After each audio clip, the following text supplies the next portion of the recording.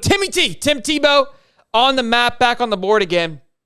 He tweeted out just 4 hours ago, today. He said, I'm excited to watch, and he tagged at Anthony Richardson. I think the expectations are really high for AR-15, maybe as high as anybody in the country. When you look at what he's capable of, some thoughts for the season. He said Gators need the right pieces around him, which we've talked about. Some of the wide receivers, the young guys, kind of making a little bit of a tear, getting some good news. Like Frazier, who I was heavy on after the Orange and Blue game, had a good little article come out about him saying how well he's been doing. Saying Tebow, back to Tebow, he doesn't have to run over, jump over, or run through someone every play. Sometimes, honestly, just take what the defense gives you. That's going to be big for AR-15 this year, right? Not feeling like he has to do something every single play. With that pressure, right? With that comes a lot of responsibility, right? And with that responsibility comes great power. And and he's probably saying that from past experience, right? He feels like, hey, I'm a big guy, right? I'm a beast. I'm here to show out. I'm here to play out. I have to make something happen.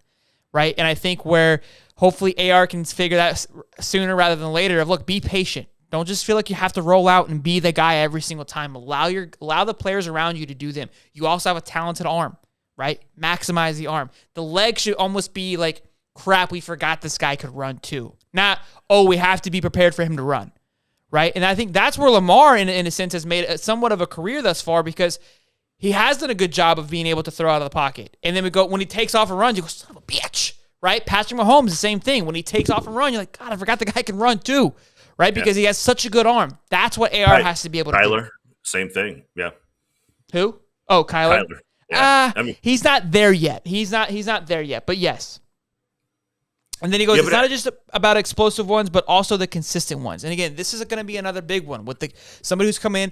He has all this pressure, all this hype, right? We've talked about possible Heisman potential, right? He might have to feel like, I've got to do a big play. I got to get an 80-yard bomb. I need to launch this. No, just check down. That's what Tuam made his career off of. He doesn't have a lot of flash. It's just consistency, right? It's the check down. He just beats the crap out of you, and before you know, he has 400 yards, right? That's like the Phillip Rivers. He was flashy, but he wasn't consistent.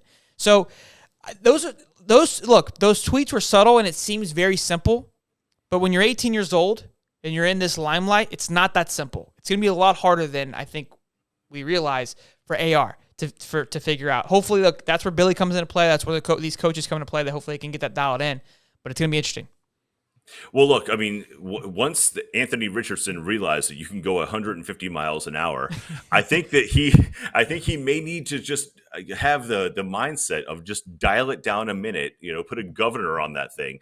But no, in all seriousness, look, the kid is talented as they come. In whether he's going to sit back and learn how to be a quarterback and throw the ball with definition and throw the ball on balance and step into your throws and all those things, that's going to be what changes him from being a potential Cam Newton or, some of the high school or the college quarterbacks that you've seen that really just beat you by being better than you athletically. I think the guy has a sky as a limit. I'm terrified of it as an FSU fan. Don't get me wrong. But if he can pull it off, I mean, if they can get him to settle and play within the system that they're giving him and do it with a little bit of patience and not have that level of panic as soon as he doesn't see something that doesn't make sense for him and then just immediately rely on his feet. If he can just, it won't be immediate, but if he can just do that by the time he's a junior, I mean, this kid's going to be beating you with his arm, his leg, his mind, his audibles. Just if you won't be able to beat the guy. I just don't foresee it. And look, we've talked about it back and forth here. Watched a lot of college football. Something to the point of like Vince Young, but Vince Young still didn't have the acumen, the football acumen that I can see in Anthony Richardson at such a young age. Again, it's all going to be how he develops under Billy. But if Billy can really get this guy to hit on all cylinders and really become a full quarterback and not just an athletic guy, be able to audible and change the field as he gets to the line, my goodness, we're going to see something incredible.